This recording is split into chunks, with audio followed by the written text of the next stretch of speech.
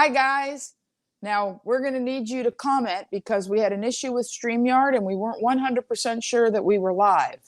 So I just did a beautiful presentation for producer Stanton about learning that my younger brother had passed July 22nd. Tomorrow will be 2 weeks.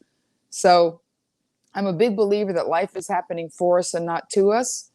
And I had some trepidation about saying all the things that I said. So perhaps that's the universe telling me that it's still very much a private matter. And that's okay. So please comment and let us know that you're with us and that I'm here. And yay, yay. Okay, I'm seeing you guys. Bravo, bravo, bravo, bravo. So I'm going to cut to the chase after telling producer Stanton the entire minutia of the day I learned that my brother had passed. And here is the most perfect story that I can tell you, which is that my brother was brilliantly intelligent and could mimic anything and learned to speak pretty early, which they say that boys take longer than girls. And he would watch soap operas with my mother. Of course, he was a baby. He was in a playpen, and my mother this was the 60s. He was born in 65, and she would be, folding clothes or laundry or cooking, but we had Days of Our Lives, like Sands Through the Hourglass, or The Doctors was a very long running one. And so my mother left my brother and I, hello, Richard. My mother left my brother and I in the car, and I'd like to think it was winter in Miami and she wasn't endangering our health by leaving us in a hot car. But so nice to see all your names popping up too. So my mother left us in the car. And when we were alone in the car, my 3-year-old brother, so I was, 6, right around there, 3 and 6, he grabbed my face and he kissed me very passionately on the lips. And he leaned back with his adorable little face and he said, "Do you love me?" And I said, "Of course I do." And he said, "Good. I'd hate to think I was in this affair alone." And I'm sure that it's because he heard that on a soap opera and he thought that's the way that people that love each other talk. And we loved each other. He was my best friend. And we were, when we were children, he was brilliantly intelligent and monumentally sensitive. And at his remembrance service that was a week ago tomorrow, I spoke last. And I told that story among many others. And I wrapped the whole thing up by saying that I don't think that it's creepy or inappropriate to use the quotes from a song, the lyrics from a song that are about, a lover being suddenly surprised and shocked and heartbroken at the loss of their mate. And it's a song by Jim Croce called Operator. And the lyric is, "I've overcome the blow. I've learned to take it well. I only wish my words would help convince myself that it just wasn't real, but that's not the way it feels." And so, I really don't want the words to convince me of the depth of the emotion and how close we were and how much he'll be missed. It's that part's a little bit different. But, you overcome the blow, the initial shock, the pow. And I've worked since then. I only missed 2 nights in a Vegas run. So I did 10 shows in Las Vegas and 2 shows in LA, including one the night that he passed. And being busy and doing what I do and doing the 3:30s, I haven't missed a 3:30. And here's the weird thing when people talk about it happens in threes. I got the call from my Aunt Candy in Florida, Miami, that my brother had passed. And within moments, the phone rang, and it was my friend who's done my hair since I was 21 years old. Her name's Sherry. And Sherry's done my hair since I was 21 for 2 of my 3 weddings. The 3rd one I eloped. And I absolutely adore her. And I answered the phone, and she was crying. And I thought, oh my goodness, Miami's a tiny town, but how does she already know? Was she in the hospital by chance? He was at Doctor's Hospital. And I said, oh my goodness, Sherry, how did you find out? And she and I are so cosmically, karmically, spiritually connected. I said, how did you find out that my brother died? And she said, oh my goodness, your brother died. I called to give you other terrible news, which is that Rick Waters died. Now, Rick Waters was my colorist slash hairdresser that worked with Sherry. Sherry had known him for 30 years. I've known him for 25, adore him. I mean, he's not my hair color, he's my friend. And whenever I would perform in South Florida, he would round up his entire salon and make them come to the show. 5, 10, 15, 20 people. He never asked for comps. And whatever that means, I mean it in that he was genuinely from the 90s when I started. So just the loss of Rick would have been a horrific blow. But I think to some degree, it's like the two of them together were under the same umbrella because there's just so much you can take.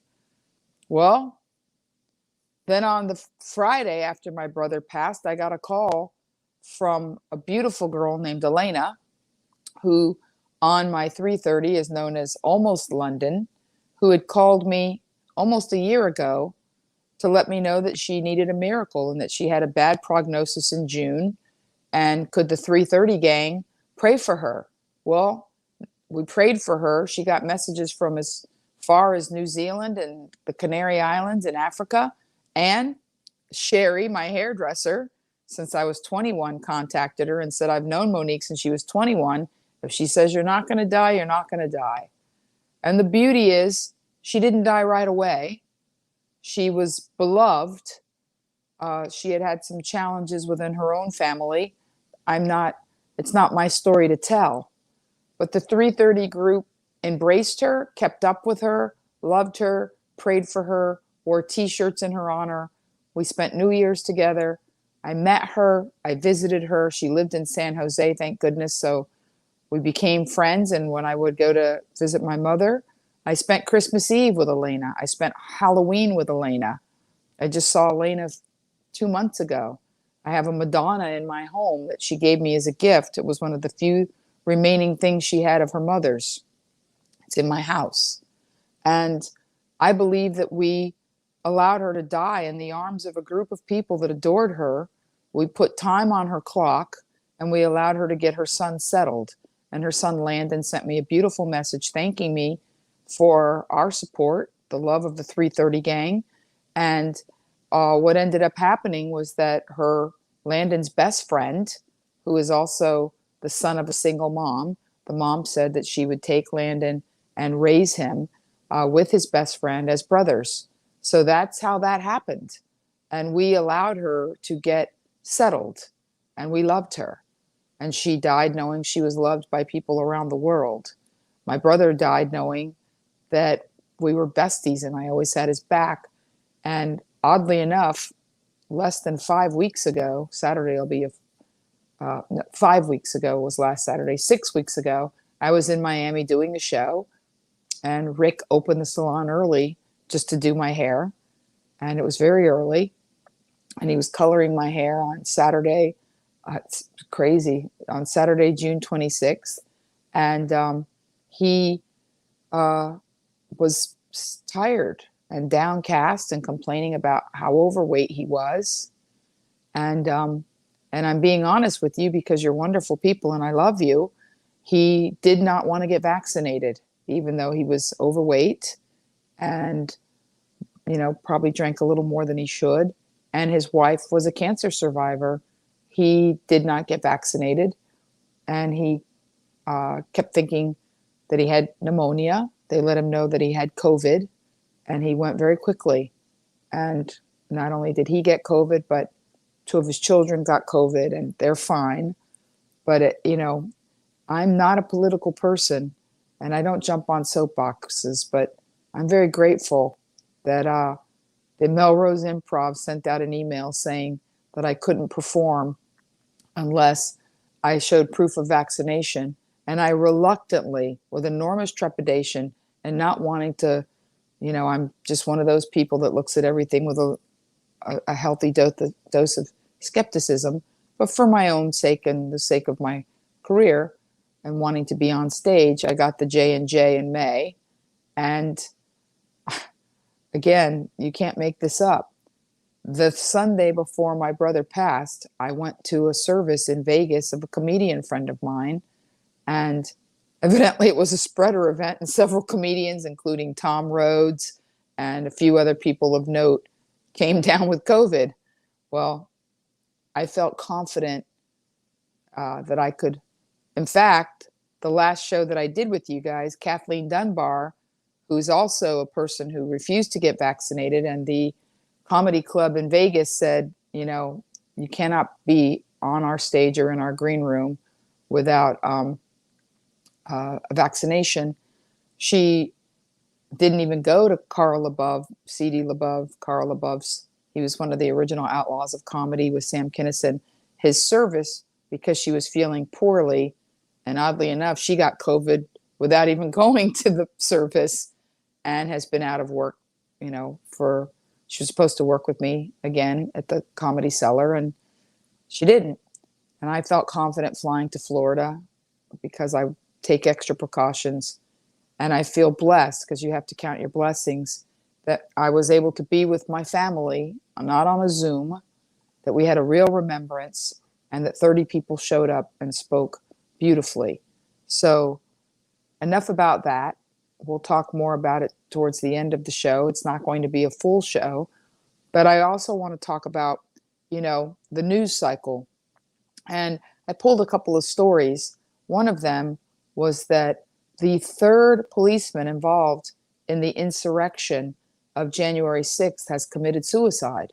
The third one. And I want to dig deeper into that phenomenon, and I'll speak of it more eloquently when we come back together.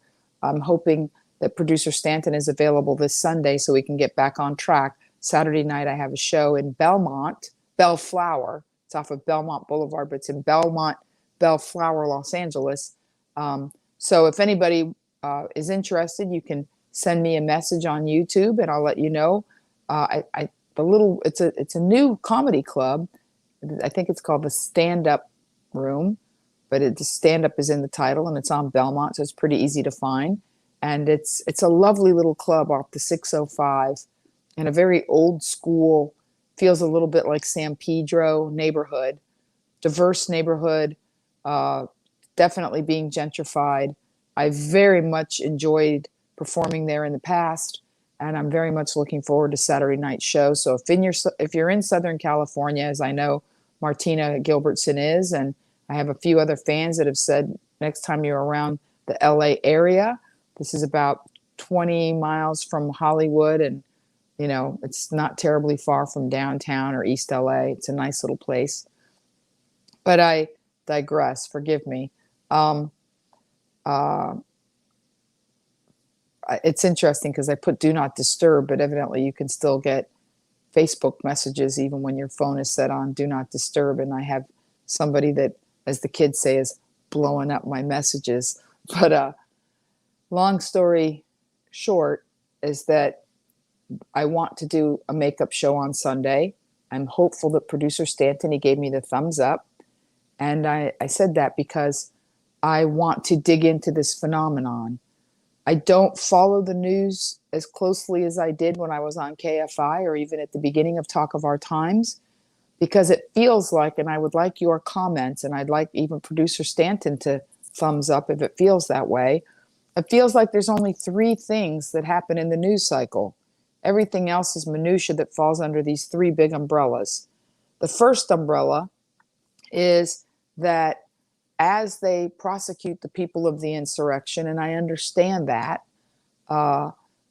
it's unfortunately becoming this soul-sucking, taxpayer dollar spending situation where I understand that there's a group of people that wants to make absolutely certain that doors are sealed and locks are, turned, that Donald Trump cannot run again in 4 years. I understand that that is their mindset, but it seems like, we've had a new president sworn in for 8 months or almost 8 months. And I just am tired of the everything surrounding that administration being perpetually, I don't want to say hounded. I don't know the right word. But I'm tired of it. It's history. It's past. By the time it's 2022, he'll most likely, or I've lost track, 24, forgive me. It's all going to be ancient history. And there's a pretty good chance that he's, what's he going to be, almost 80 years old? Demonized. Okay, thank you for the word. It's just enough. It's over. Move on. Just it's over. Or at least let's minimize whatever's going on behind the scenes with the people that broke the law January 6th. Enough. The second is, COVID. And they've run out of ways to scare us. So it feels like they're trying to think of new ways. And we all just have fatigue. We just have fatigue. And nobody really knows what's going to be when unemployment runs out and rent protection and all of this, but it will have to be figured in some way. Some runway of understanding will have to occur, because clearly you can't render, what I'm going to estimate 8 to 11%, maybe higher, of the population of California semi-homeless, or saddle them with enormous debt of past due rent. Somebody's going to have to eat that. It's either going to have to be tax breaks or forgiven or whatever it is. Logic dictates that it's not going to be like, okay, unemployment's over, everybody out, the courts are going to be clogged with evictions. Like, not logical, not possible. They've spent more time trying to figure out who to throw out of where. And how do they even figure it out? Do the people that owe the most rent because they live in the most expensive places? I live in a nice building. I have it on very good information that wealthy people in upper floors, like I'm the little country mouse. I'm in the smallest unit on the lowest floor. I'm blessed to live in a lovely place because I live in a small unit on a low floor. But there's people in upper floors in large units that have just taken this rent for, this, whatever you want to call it, rent protection, and just decided, if I don't have to pay rent, I'm going to sit on my money. I'm going to gain interest. I'm going to put it down a hidey hole, whatever it is that, as we other types think rich people do, they're doing it. The woman who is owner liaison in this building, HOA relations owner liaison, has told me that there's people in this building that owe upwards of $70,000 rent. How do you think that it's okay that if you have the resources, like, at what point does morality and integrity step in where you're thinking, if I, even though I don't have to pay rent, it's not like I'm not living here. It's not like I don't have the resources. I have no reason to lie to anybody about anything, nor would I. My brother's passing has burnt whatever tiny little fog of filter or interpretation off my brain. I called my landlord, rather he called me and told me off, just because he just assumed I was some kind of radical comedian hippie type that was going to, go with the flow. So he figured he would strike a preemptive strike against me. But we ended up having an incredibly civil and lovely conversation, which literally ended with him saying, "Kumbaya, I know you're going to get something big and good soon." Because that's what happens when you're human. And that's what happens when people sense that you're a human with integrity. And I said, "What will make you feel heard?" And he said, "If you can find a way to pay this percentage of your rent, which is above by law what I have to pay, because that'll cover the mortgage and the HOA, and at least I can stay steady." Well, I paid him more than he asked, and I don't owe him very much money. And he said, and I told him, when I can pay, I will pay. And based on the fact that I've had some corporate Zooms and even though the clubs are at half pay and I'm not making what I made and I'm eating up my runway, there's something that makes me feel like I'm karmically putting money goodness into the matrix. And for the last, this will be my 4th month, I have paid my high and full rent because I thoroughly believe in muddy karma. I thoroughly believe that when you do right, there's energy. And I feel incredibly blessed that in the last few days, and I do believe that, I jokingly said on one of the 330s that my brother has become my agent and Elena has become my publicist, because amazing opportunities have started swirling around me in the last 10 days. I've gotten more traction and interest and opportunities in the last 10 days than I have in the last 10 weeks. And that is a fact. So I don't know what's going to happen or how this pandemic will wind down. And you know why I don't know it? Because nobody knows it. And all of the news stories are speculation. And I don't trust anyone. I don't trust the left or the right or Fauci, or I don't trust anyone. I do what I feel in my conscience is the correct thing to do. I got vaccinated because I want to get on stage. End of story. Am I completely at ease and think that the vaccines are perfect? No. But I do believe that there is some scientific evidence that if you are vaccinated and get the Delta variant, that it won't bring you down. It won't kill you. It'll just suck. I can deal with suck. And the third news cycle, the first one is the constant going after. And now I guess that side decided, okay, well, you guys have gone after this side with both barrels. Now we're going to go after Cuomo, and he's an Italian guy who's evidently affectionate or inappropriate or whatever. Who cares?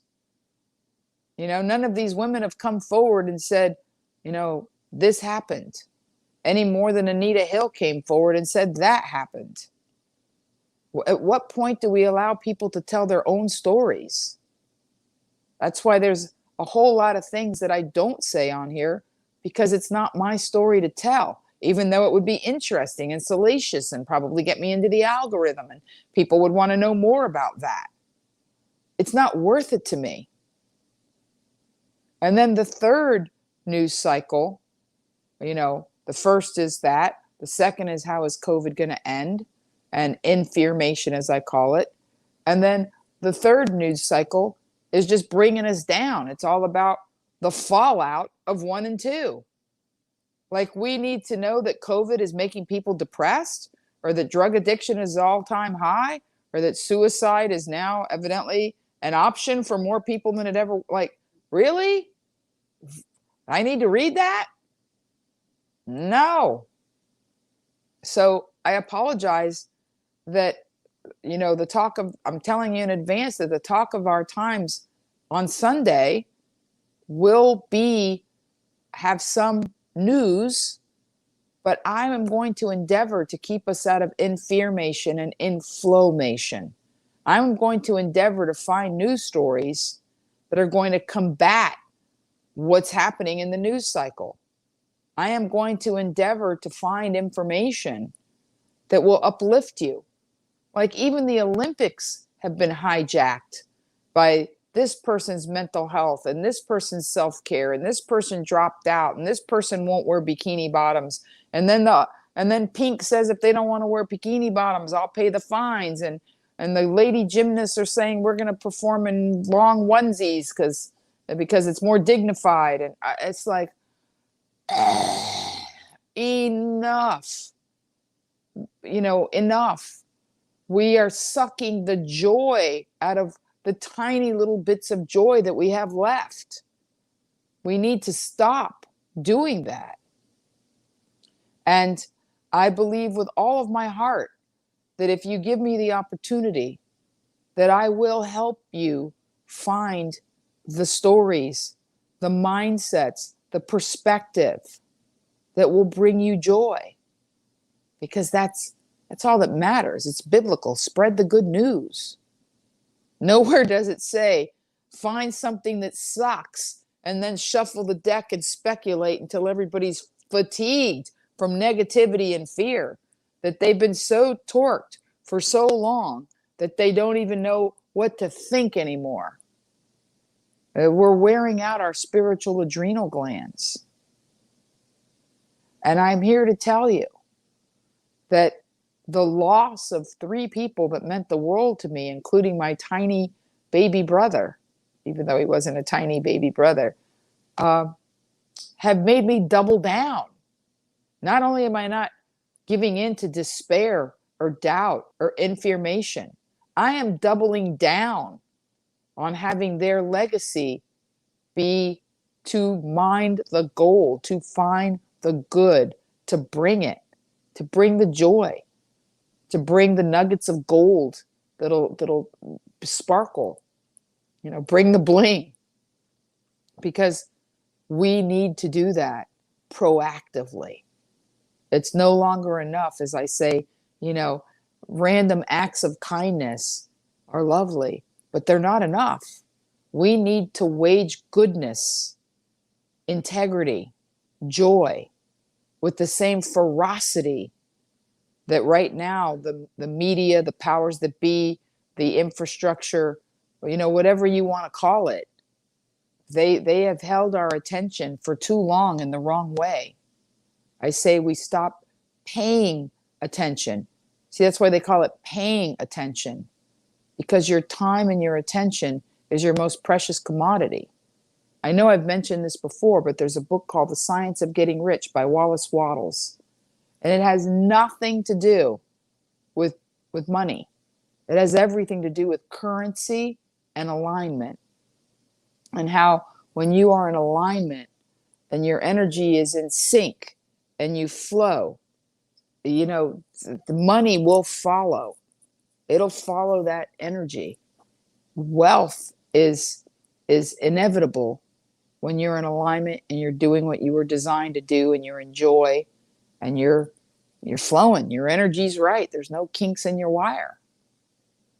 So that's it. That's the book. It's a fantastic book, Producer Stanton. I order them in groups. A couple times a year, I order them from Amazon and I give them away. I have 5 of them in my apartment right now, and I'm taking one of them to Portland tomorrow to a very important meeting, which I'm sure my brother orchestrated from the other side. At least it feels that way. So I wanted to touch base with you. I wanted to tell you how I'm feeling about the world, not just my world, the micro, which is I've overcome the blow. I've learned to take it well. But that I'm doubling down on joy, and that's the legacy. And I'm going to tell you a little something about the movie The Matrix, because that's it right there.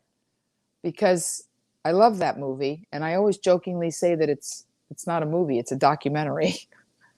It is a documentary. There's these soulless beings that want to suck the life and joy and use us as their battery, and to justify their life and their mindset and why they're right, even though it's patently false and they're terribly wrong.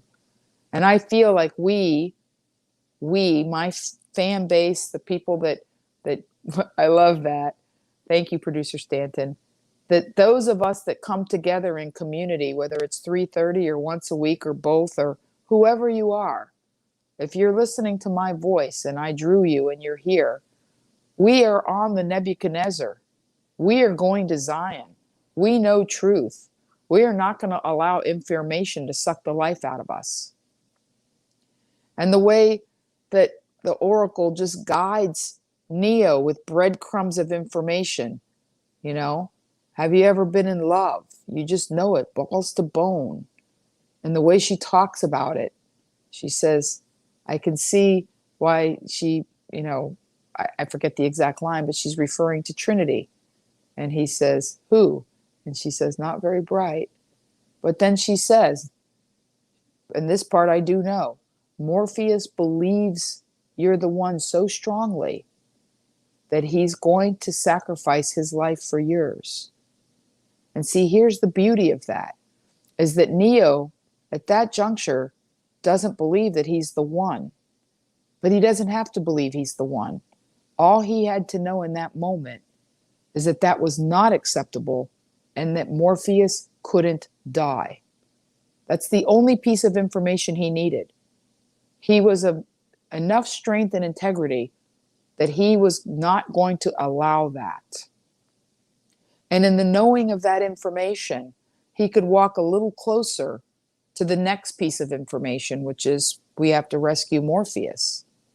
And in the next piece of information, and we see how the breadcrumbs of information lead him to, my name is Neo. And that's that.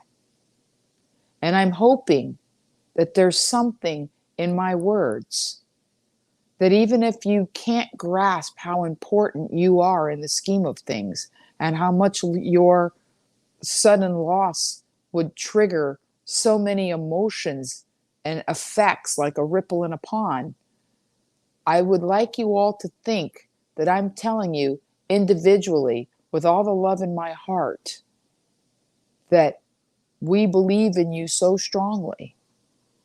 And I want you to be able to think that all you need to know is that Morpheus can't die. That's it. Just that little piece of information to keep you moving forward. Joy cannot die. My brother's spirit and Elena's spirit and Rick Waters' spirit cannot die. We're going to hold on to that. We're going to hold on to that energy. That is our inheritance. That currency goes back into the grid and strengthens the good people on their journey. That is our inheritance. When my brother passed, I honestly feel as if he bequeathed me his energy and his intellect. I feel much clearer. I feel much stronger. I feel as if I could dodge bullets or do whatever it takes to get us on the other side of this and truly enjoy all the time. I know that's hard in this situation we're in, but all I need you to know is that Morpheus can't die. And if you can believe that, eventually we'll all know that within our own worlds, my name is Neo. Your name is Neo. You are the one. You are the most important person to someone. I promise.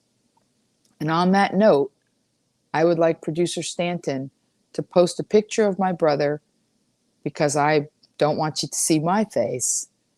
It's a private moment, and play a phone message, one of the last ones that I received from my brother, Juan Carlos Marvez. Rest in peace. I'll see you guys Sunday. God bless you and keep you, truly. Hello, you witty, beautiful human being I am so lucky to have for a sister. First thing I want to say is there is no agenda to this call whatsoever other than just calling my sister who I realize I love and I don't talk to you enough. I know you're a really busy person, and that's because you're awesome and you're successful. So when you get a chance, whenever it works out, give me a call for say hello, whatever, whenever, today or tomorrow. I love you very much, Monique, and I'm sorry that we don't talk more. You're a great person, awesome to have for a sister, and we'll just talk when you got some free time. And I'm just calling because sometimes people go like, hey, you don't call that person enough, and you should call your sister more often. That's your sister. So that's why I called you. I love you. I'll talk to you later, sweetheart. I love you. Bye-bye.